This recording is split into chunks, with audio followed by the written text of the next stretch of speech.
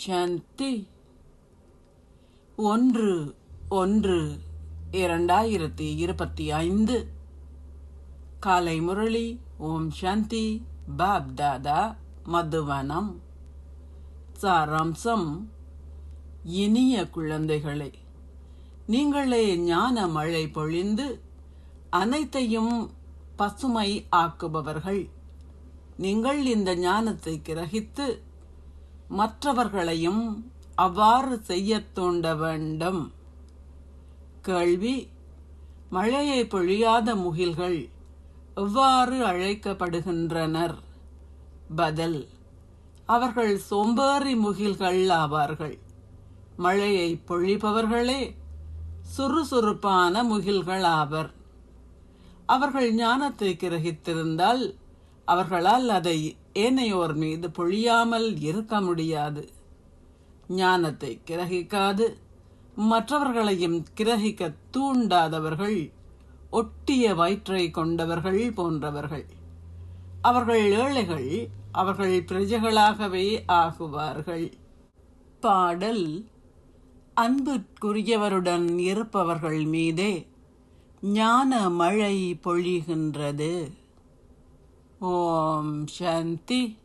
தாரணைக்கான சாராம்சம்: 1. உங்களுடைய புத்தியை சுத்தமாக்கி இந்த அற்புதமான ஞானத்தை கிரகித்து தந்தையை போன்று மாஸ்டர் ஞான கடல் ஆகுங்கள். இந்த ஞானத்தின் மூலம் அனைத்து தெய்வீக குணங்களையும் உங்களுக்குள் கிரகித்துக் கொள்ளுங்கள். 2. பாபா எவ்வாறு தனது சரீரம், மனம், செல்வத்தை அர்ப்பணித்து அவற்றை சேவைக்கு பயன்படுத்தினாரோ அவ்வாறே நீங்களும் தந்தையை போன்று கடவுளின் சேவையில் அனைத்தையும் தகுதி வாய்ந்த முறையில் பயன்படுத்துங்கள். சதா புத்துணர்ச்சியுடன் இருப்பதற்கு உங்களுடைய இலக்கினதும் இலட்சியத்தினதும் படத்தை உங்களுடன் வைத்திருங்கள்.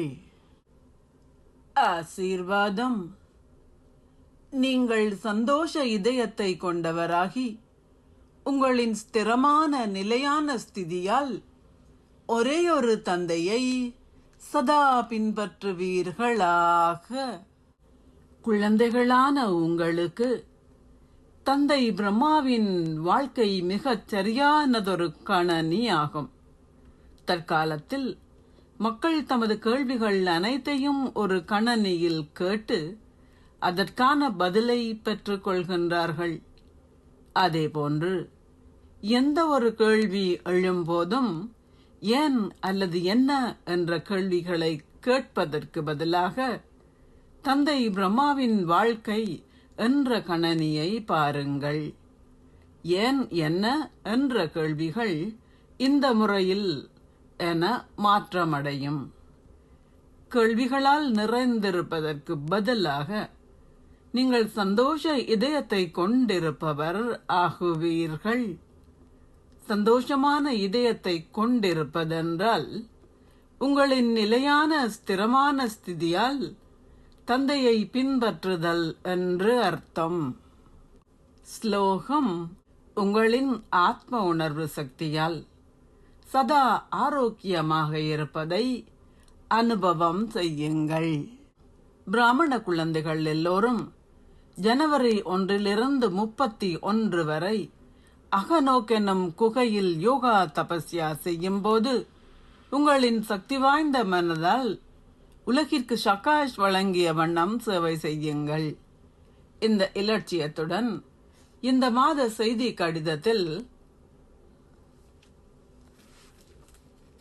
விசேட குறிப்பு: பிராமண குழந்தைகள் எல்லோரும் ஜனவரி 1 - 31 வரை அக நோக்கு எனும் குகையில் யோகா தபஸ்யா செய்யும் போது உங்களின் சக்தி வாய்ந்த மனதால் உலகிற்கு சகாஸ் வழங்கிய வண்ணம் சேவை செய்யுங்கள்.